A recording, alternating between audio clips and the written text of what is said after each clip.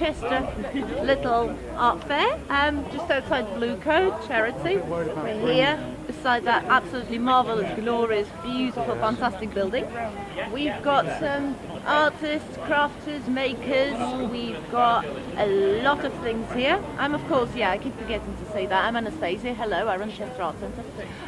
But at the moment, I'm also sort of supervising this. And we've got some absolutely wonderful things here. So if you haven't made it to this one, keep an eye on our website. We will definitely be doing more of these fairs and on a larger scale. So that's a taster one, and I think it's doing really well.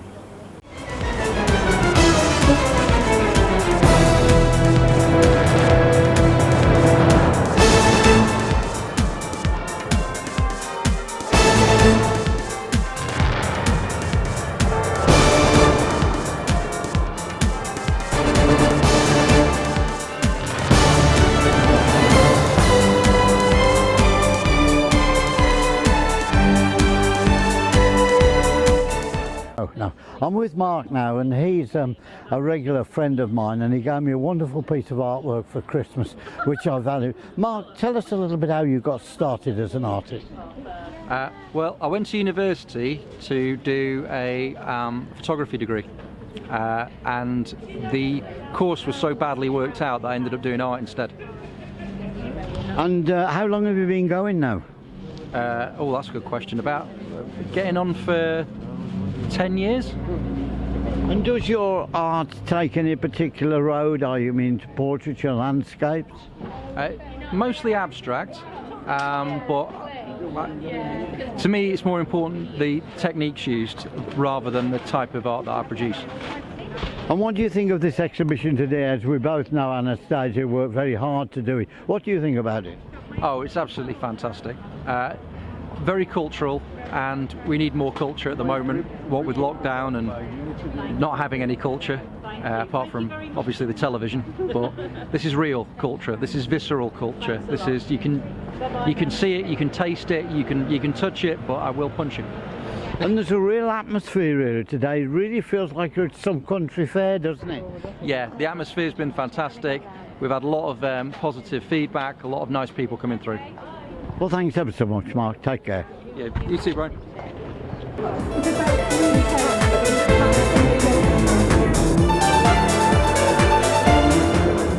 It's the first time we've just seen something like this pop up. We were walking past, we've come in to have a look, and it's brilliant. It's really well organised, well laid out, and a real pleasure to visit.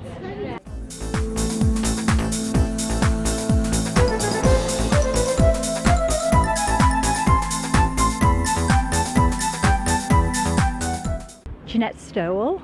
And Jeanette, tell us a little bit about this event for you, because this is a wonderful space and it's got a wonderful atmosphere. This is your first event of this kind out here, is it? That's right, yeah. I work for the Chester Bluecoat Charity, and they own the Bluecoat building. And this is the first time. The building itself is used as a charity hub, and it's a hub for charities and voluntary organisations. So there's 10 different organisations that work within the building. But yes, it's true, this is the first time that we've used the front courtyard to have an event such as this, and it's going brilliantly so far. So we're hoping that this will be the start of great things to come for the Bluecoat, and also for local organisations that you can use the front courtyard. Now, you very kindly loaned me the courtyard a few weeks back to do a promotional video. I do realise you've got residents in there, of course they have to be consulted, but is that a possibility? Because it's a wonderful venue. Yeah, it's an absolutely fabulous spot, and it's kind of really tucked away. Not many people know about it, but at the rear of the Bluecoat there's a number of almshouses which the Chester Bluecoat Charity own. They are for housing for local people, and it has a beautiful courtyard out the back. So we haven't used it as yet for anything other than our own purposes, but I'm sure it's something that the trustees will have a discussion about and see how if we can use the rear courtyard like we can the front courtyard for future events. Yeah, we can have a think about that. As I say, you yourself are a photographer artist, aren't you? Yeah, I like to take some photographs in my spare time, but it's really as a hobby that I do my photography. But it's great to see artists, craft makers, photographers using this space today, and hopefully they'll get some sales and have some support, because that's one of the main things as well, because our artists in Chester and everywhere else, you know, they haven't had opportunity within the last year because of COVID, etc., the lockdowns, social distancing. They haven't been able to get the sales that they ordinarily would in order that they can have, you know, raise some funds for themselves. So we're hoping that this will be an opportunity for local artists to be able to get a little bit of income from their sales today. Well, thanks ever so much for that. Hope we have a good day and take care. You're very welcome, Gord.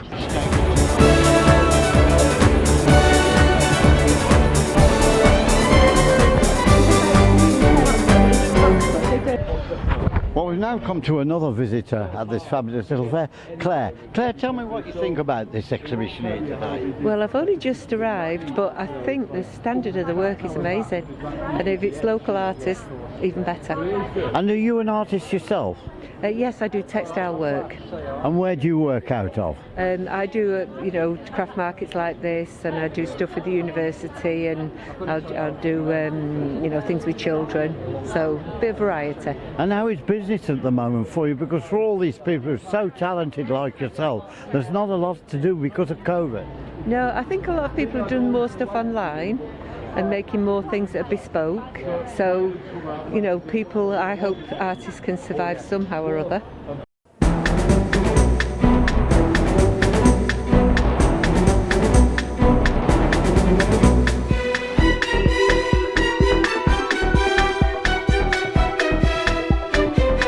Yeah. Well, I'm now with Jill, whose work I filmed earlier in the day. Jill, tell us a little bit how you got into art. Well, I first started going to calligraphy lessons, and I progressed through sort of illuminated design, whereby you do calligraphy and you do patterns and floral round the framework.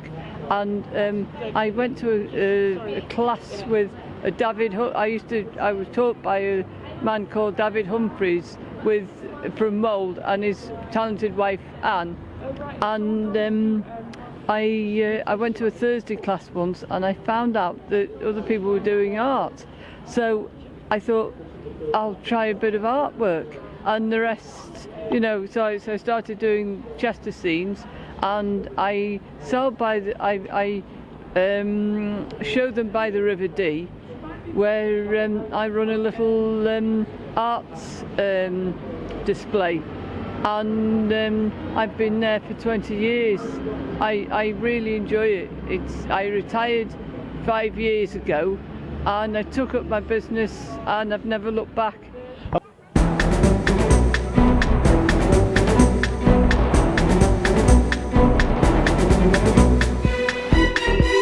Well, I've now come to another stand at this fabulous exhibition, and with me is James. James, she's got some fabulous jewellery here. Where did it all start?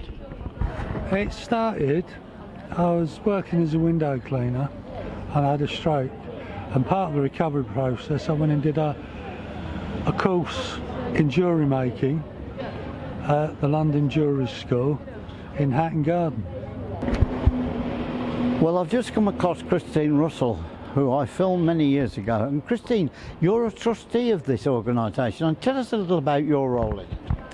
Right. Well, when I ceased being the Member of Parliament for Chester, what I wanted to do was to find a building that could house all the charities, because at that time in 2011-12 the council were looking to well, they recognised that Foliot House, where, you know, Citizens Advice and Talking News and Chester Voluntary Action and that were housed, was totally, you know, it's not fit for purpose. And that's how I thought about the Bluecoat. So from talking to the then chair of Chester Municipal Charities, he was saying that the university, which had this building, were thinking of moving out, and I thought it'll be an absolutely perfect building as a centre for charities and voluntary organisations, because it's an iconic building, isn't it? Everyone who lives in Chester or works in Chester knows the Bluecoat, you know, and it's had many uses over the years.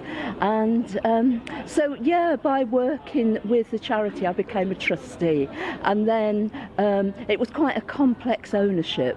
You know, the Chester Municipal Charities own one end, the Bluecoat Foundation that funds church schools own that end.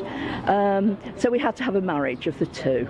And then yeah, we did all the work on converting it and providing a new home for Citizens Advice, Chester Voluntary Action, Talking News, and all the other charities who used to use Foliot House. So they're all housed now under one roof. So if someone's got a problem or an issue, they don't have to trail from pillar to post, from one building to another. They just come to the Bluecoat, and hopefully there'll be someone here to help them. Now tell me, this is the first of the events that you've had outside, and what do you think of this event? I think it's really exciting, and it's great. I know it's a nice warm summer's day today, but I know that a lot of craftspeople and artists in Chester really struggle to find somewhere to show off their work. And again, the Bluecoat is a fabulous location for it. You know, the setting is this gorgeous building, and it's on the main thoroughfare, the main pedestrian route into town, isn't it? So it's perfect. Well, thanks ever so much, Christine. Really nice to talk to you again. And I didn't recognise you with your mask up, love. Thank you. It's the grey hair, you know.